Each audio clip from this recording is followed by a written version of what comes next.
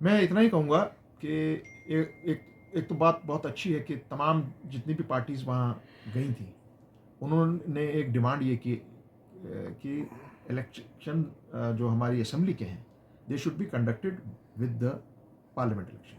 हम भी वही चाहते हैं कि आइए एक ही दफ़ा फैसला कर लीजिए क्या करना है।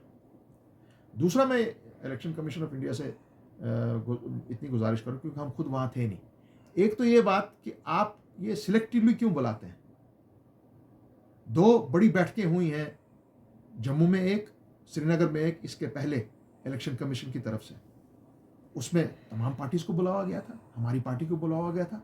जम्मू में भी हमारी पार्टी ने पार्टिसिपेट किया, कश्मीर में भी पार्टिसिपेट किया। कल क्यों नहीं बुलाया, ये मुझे समझ नहीं आई। हम भी इलेक्शन कमीशन को कुछ बोलते उसमें, हम उनको बोलते कि लेवल प्लेइंग फील्ड क्या है। हमारे लोग सही से बात नहीं करते हैं, शायद कतराते हैं। आप लेवल प्लेइंग फील्ड किस तरह देते हैं?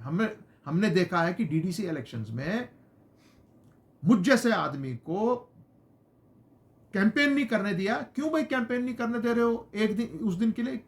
वहां जी शाहनवाज हुसैन कैंपेन कर रहे हैं बीजेपी के, तो कर रहे हैं तो कर रहे हैं। इलेक्शन क्या होता है फिर? ये डेमोक्रेसी है। मैं कहीं भी जा सकता हूं कैंपेन करने के लिए, वो कहीं भी जा सकते हैं कैंपेन करने के लिए। आप किसी को रोक नहीं सकते, आप टाइमिंग नहीं कर सकते। हाँ, आप टाइमिंग दे सकते हैं कि आप जी फलाने टाइम आइए, फिस्ताने टाइम आइए, यहाँ लॉ एंड ऑर्डर की सिचुएशन है, मैं वो मान सकता हूँ। मगर लेवल प्लेइंग फील्ड आपको देना है। और आपको जो भी आज खुसूसन भाजपा की तरफ से या जो पार्टीज यहाँ पे काम कर रही हैं, और भी पार्टीज काम कर रही हैं, उनके आगे पीछे जितने भी आप लोग ये सिक्योरिटी और ये जो बंदोबस्त करते हैं, उससे क्या होता है? इंटिमिडेशन होती है लोगों को, आप डराते हैं वोटर्स को। पॉलिटिकल पार्टी को अपने इलेक्शन में अपना खर्चा करना है, अपनी गाड़ियों पे खर्चा करना है, अपना तेल डालना है। ये मैं पूछता कल इलेक्शन कमीशन को कि आप कैसे लेवल प्लेइंग फील्ड देंगे?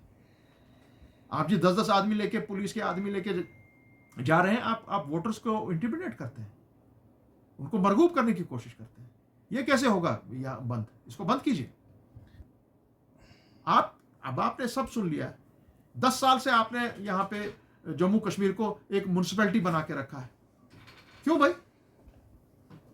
ये बात नहीं चलेगी, ये सही बात नहीं है। आपको इलेक्शन करवाना है और तुरंत करवाना पड़ेगा। सर, हमको जो इतला है, जो हमें इतला दी गई है, शायद यहाँ पे इलेक्शन 2024 में इसका असेंबली का नहीं होने वाला है। बावसूख जरा से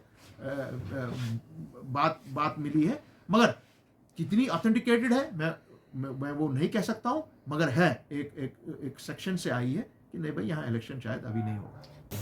देखो भाई, जहां तक हमारा ताल्लुक है, हम पीएचईडी में एक कॉज के लिए बैठे हैं, एक मिशन के लिए बैठे हैं। 5 अगस्त 2019 को और 11 दिसंबर 2023 को जो फैसले कश्मीर के बारे में लिए गए पार्लियामेंट में और ऑनरेबल सुप्रीम कोर्ट में, हमारे लिए, हमारी जमात का मानना है, एएनसी का मानना है कि हमको यूनाइटेडली